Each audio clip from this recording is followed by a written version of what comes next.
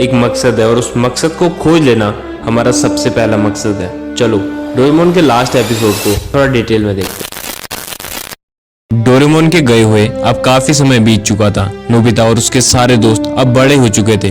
Nobita काफी प्रयास के बावजूद डोरेमोन की बैटरी ठीक नहीं कर पा रहा था। एक दिन अपनी लैब में बैठे बैठे नोबिता को यह ख्याल आया कि डोरेमोन 22वीं शताब्दी का एक एडवांस रोबोट होने के बावजूद बिना बैटरी लो का अलर्ट दिए कैसे ऑफ हो सकता है। वो अचानक कैसे बंद पड़ गया।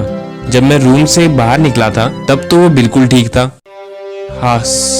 मैं कुछ ज्यादा ही सोच रहा हूँ। शायद 2 दिनों से लगातार बिना सोए काम करने की वजह से मेरा दिमाग थक चुका है। मुझे आराम कर लेना चाहिए। नोबिता रेस्ट के लिए चले जाता है, लेकिन कहीं नोबिता का अंदाजा सही तो नहीं था, क्योंकि उस दिन कुछ तो अजीब हुआ था। इसके बाद सालों पहले का वो सीन दिखाया जाता है। डोरेमोन की बैटरी खत्म होने से आधा 1 घंटे पहले एक अनजान व्यक्ति डोरेमोन से मिलने आया था। वो व्यक्ति और डोरेमोन चर्चा कर रहे थे। वो व्यक्ति डोरेमोन को बताता है कि हर एक रोबोट को कुछ समय बाद बैटरी बदलवानी पड़ती है और तुम्हारी बैटरी जल्द ही खत्म होने वाली है।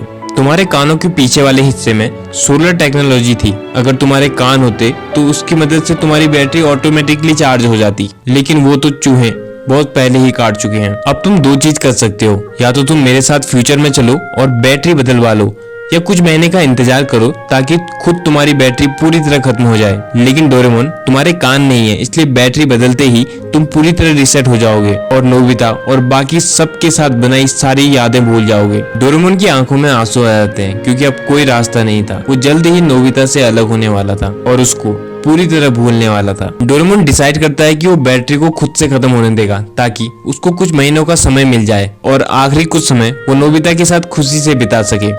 वो व्यक्ति मान जाता है और वापस जाने लगता है। डोरेमोन कॉमिक बुक पकड़ता है और बैठ जाता है और अंदर ही अंदर ये सोच रहा होता है कि अपने आखिरी कुछ समय में वो अपने दोस्त नोबिता से बिल्कुल नहीं लड़ेगा और बहुत प्यार से रहेगा। लेकिन तभी वो व्यक्ति पीछे से डोरेमोन के ऊपर एक हाई वोल्ट इलेक्ट्रिक गन से शूट कर देता है, जिससे डोरेमोन को एक बहुत जोर का शॉक लगता है और डोरेमोन की बैटरी पूरी तरह डिस्ट्रॉय हो जाती है। डोरेमोन सुन्न पड़ जाता है और वहीं पे ऑफ हो जाता है। वो व्यक्ति टाइम टीवी को कबर्ड में रख के टाइम मशीन में बैठ के वापस भाग जाता है और अपने साथ डोरेमोन की टाइम मशीन भी चुरा ले जाता है। कुछ देर बाद नोबिता घर पहुंचता है और डोरेमोन से गैजेट मांगने लगता है, जिससे वो जियान को मजा चखा सके। उसकी नजरों के सामने डोरेमोन जमीन में गिर जाता है। नोबिता डोरेमोन को जगाने की बहुत कोशिश करता है, लेकिन डोरेमोन पूरी तरह बंद हो चुका था। नोबिता की धड़कन बढ़ जाती है। उसको समझ नहीं आता कि उसको क्या करना चाहिए। वो डोरेमोन की पॉकेट यूज करने की कोशिश करता है, लेकिन अब वो पॉकेट एक नॉर्मल पॉकेट बन चुकी थी।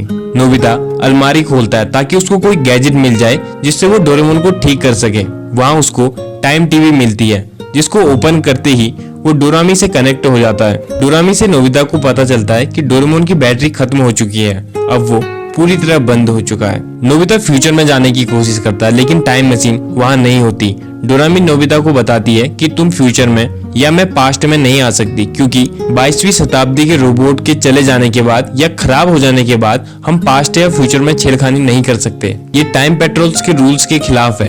डोरामी नोबिता को बताती है कि किसी रास्ते से तुम डोरेमोन को फ्यूचर में ले भी आओगे तो बैटरी बदलवाने के साथ ही डोरेमोन की सारी मेमोरीज और डेटा साफ हो जाएगा और वो सब कुछ भूल जाएगा, जैसा हमने रिबॉर्न ऑफ डोरेमोन में भी देखा था। जब डायरेक्टर डोरेमोन को बाकियों जैसा स्मार्ट बनाने वाला था, तब इसके साथ ही डोरेमोन रिसेट भी हो जाता। लेकिन डोरेमोन और नोबिता की दोस्ती को देख के डायरेक्टर ने ऐसा नहीं किया था। डोरेमोन की रिसेट वाली बात सुन के नोबिता अपने घुटनों में गिर जाता है और रोने लगता है, क्योंकि वो नहीं चाहता था कि डोरेमोन उसको भूल जाए। डोरामी नोबिता को बताती है कि अब हम सिर्फ 2 चीजें कर सकते हैं। एक तो अगर टाइम पेट्रोल परमिशन दे तो हम डोरेमोन को वापस फ्यूचर में ले जाकर उसकी बैटरी चेंज करवा सकते हैं, लेकिन इससे डोरेमोन रिसेट हो जाएगा। या फिर हम फ्यूचर में आने वाली टेक्नोलॉजी का इंतजार करें, जिससे डोरेमोन बिना रिसेट हुए ठीक हो जाए और हमें हमारा पुराना डोरेमोन वापस मिल जाए। इसके बाद डोरामी डिस्कनेक्ट हो जाती है। समय बीतता है और रात हो जाती है। नोबिता डिनर के लिए नहीं जाता और अपने रूम के किनारे में बैठ के रो रहा होता है। डोरेमोन सामने पड़ा हुआ था। नोबिता डोरेमोन को बहुत ज्यादा मिस कर रहा था। अलमारी में डोरेमोन का बिस्तर, डोरा केक, सब चीजें उसको डोरेमोन को याद दिला रही थी और उसके दिल में एक गहरा खालीपन महसूस करवा रही थी। कुछ समय बाद नोबिता की मॉम नोबिता को देखने आती है। वो देखती है कि नोबिता डोरेमोन के ऊपर सर रख के रो रहा है। नोबिता की मॉम समझ जाती है और वो नोबिता को हिम्मत दिलाती है। नोबिता डोरेमोन को इतना ज्यादा मिस करने लगा था कि डोरेमोन उसके सपने में भी आते रहता था। नोबिता सुबह उठ के बस ये सोचता था कि काश डोरेमोन का चले जाना सिर्फ एक सपना होता, लेकिन ऐसा नहीं था। इस बार डोरेमोन सच में जा चुका था। नोबिता का स्कूल जाने का भी मन नहीं करता था। बाद में नोबिता की मम्मी डोरेमोन के चले जाने वाली बातें नोबिता के डैड को बताती है।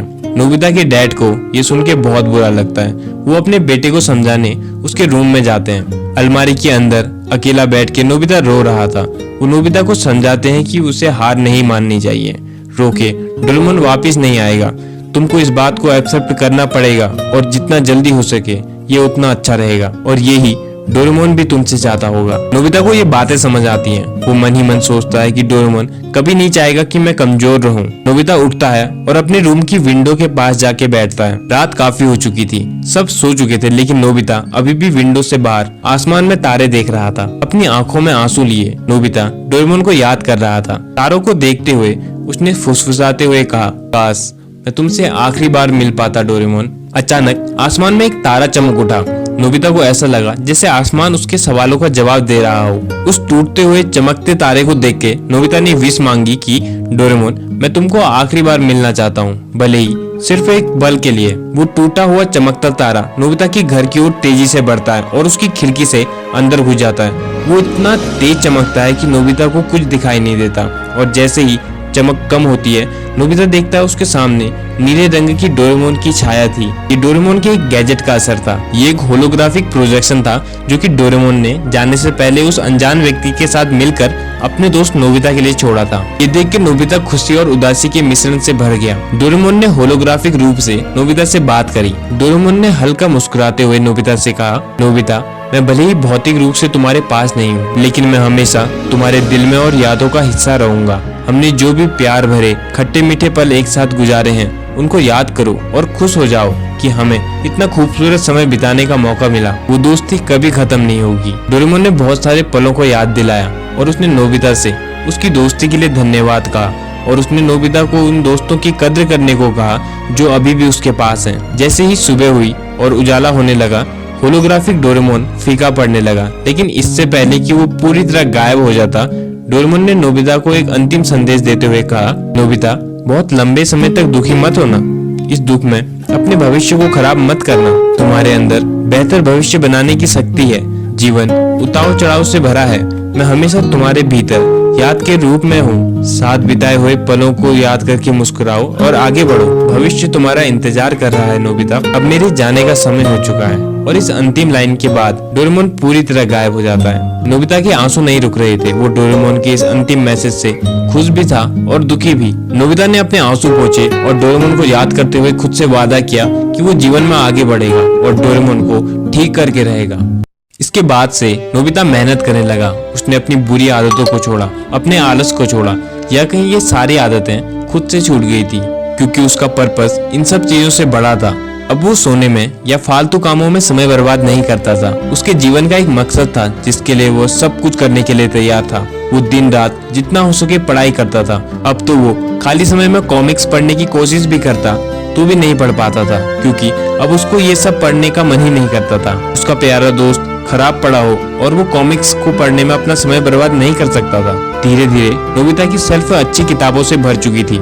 शिजुका और बाकी सब नोबिता को देख के चौंक गए थे, क्योंकि अब वो काफी समझदार होने लगा था। धीरे धीरे उसके मार्क्स अच्छे आने लग गए थे। नोबिता खुश रहता था, सबसे अच्छे से बात करता था, प्यार से रहता था, लेकिन फालतू और बेकार की चीजों में समय बर्बाद नहीं करता था। नोबिता ने अपने आगे की पढ़ाई के लिए रोबोटिक इंजीनियरिंग की ब्रांच को सिलेक्ट किया। जब वो यूनिवर्सिटी में पहुंचा तो उसने वहां टॉप कर दिया था। उसने सबसे होशियार बच्चे डेकिसुगी को भी पिछाड़ दिया था। इसके बावजूद उसको ज्यादा मार्क्स लाने का कोई भी घमंड नहीं था, ना ही उसको डेकिसुगी से मतलब था। अपने मार्क्स देख के जब नोबिता शांति से घर जा रहा था तब शिजुका नोबिता से घूमने जाने के लिए पूछती है, लेकिन नोबिता ने कोई एटीट्यूड नहीं दिखाया। उसने शांति और प्यार से बोला, मुझे काम है शिजुका, फिर कभी चलेंगे। नोबिता एकदम शांत, समझदार और बहुत मेहनती हो चुका था। वो सिर्फ नॉलेज के लिए पढ़ाई करता था, नॉलेज जिससे वो डोरेमोन को ठीक कर सके। वो शांत रहता था और यूनिवर्सिटी तक उसने कभी शिजुका को इम्प्रेस करने की कोशिश भी नहीं की। उसका तो बस एक मकसद था, अपने दोस्त डोरेमोन को वापस से ठीक कर देना। काफी साल बीत चुके थे। नोबिता की पढ़ाई भी पूरी हो चुकी थी। अब तक नोबिता को रोबोटिक्स का ठीक ठाक नॉलेज हो गया था। अब वो डोरेमोन को ओपन करके उसके ऊपर काम करना शुरू कर देता है। नोबिता ने डोरेमोन को अपने रूम की ऊपर वाली छत में छुपाया था ताकि कोई छेड़खानी ना करे। लेकिन नोबिता के लिए भी डोरेमोन के मैकेनिज्म को समझना बहुत मुश्किल हो रहा था, क्योंकि उसके सामने कोई नॉर्मल रोबोट नहीं था, बल्कि 22वीं शताब्दी का एक एडवांस रोबोट था। नोबिता अपनी मेहनत के कारण काफी हद तक डोरेमोन के मैकेनिज्म को समझ चुका था, लेकिन अभी भी बहुत सी ऐसी चीजें थी जो उसकी समझ से बाहर थी। नोबिता को समझ नहीं आ रहा था कि वो डोरेमोन को कैसे ठीक करे। वो हार नहीं मान सकता था, क्योंकि अब वो हार मानने वालों में से नहीं था। एक दिन जब नोबिता बाहर से घर वापस आता है तो वो देखता है कि एक लेटर उसके घर के मेल बॉक्स में पड़ा है। नोबिता उस लेटर को देखता है। उसमें नोबिता का नाम लिखा था और वो खास नोबिता के लिए भेजा गया था। वो एक लिफाफा था जिसमें काफी धूल थी। ऐसा लग रहा था जैसे वो काफी सालों पुराना हो, लेकिन उस लिफाफे को भेजने वाला अज्ञात था। उसका कोई अता पता नहीं था। उस लिफाफे के किनारे पे सिग्नेचर के रूप में सिर्फ एक शब्द लिखा था, डी। नोबिता को लगता है होलोग्राम की तरह ही ये भी डोरेमोन ने उसके लिए भेजा होगा। नोबिता जल्दबाजी में लिफाफा खोलता है और लिफाफे को देख के पूरी तरह चौंक जाता है और इसके साथ ही ये पार्ट खत्म हो जाता है। मैं चाहता था कि ये एपिसोड एक वीडियो में ही खत्म हो जाए, लेकिन वीडियो बहुत ज्यादा लंबी हो जाती, इसलिए सेकंड पार्ट बनाना पड़ेगा। एनीवे, इस पार्ट में कुछ चीजें अधूरी हैं, जैसे डी सिग्नेचर के साथ नोबिता को किसने लेटर भेजा था, डी से डोरेमोन या डी से डेगिसुगी, या कोई अनजान व्यक्ति जिसने डोरेमोन को शूट किया था, और वो व्यक्ति कौन था जिसने डोरेमोन को शूट किया था। ये सारी चीजें जब मैं सेकंड पार्ट पढ़ूंगा तब पता चलेंगी, एंड मैं जल्द ही उसको बना के अपलोड भी कर दूंगा। बट मेक श्योर कि आप लाइक करके या कमेंट करके जरूर बताना कि आप सेकंड पार्ट में इंटरेस्टेड हो या नहीं, और कमेंट्स में ये जरूर गेस करना कि वो अनजान व्यक्ति कौन हो सकता है और डी सिग्नेचर के साथ किसने लेटर भेजा होगा। जिसका भी कमेंट स्टोरी से मैच करेगा, हम Q&A वाली वीडियो में उस चैनल को स्पेशली विजिट करेंगे और कुछ स्पेशल करेंगे। एनीवे, नोबिता की स्टोरी हमें पर्पस को लेकर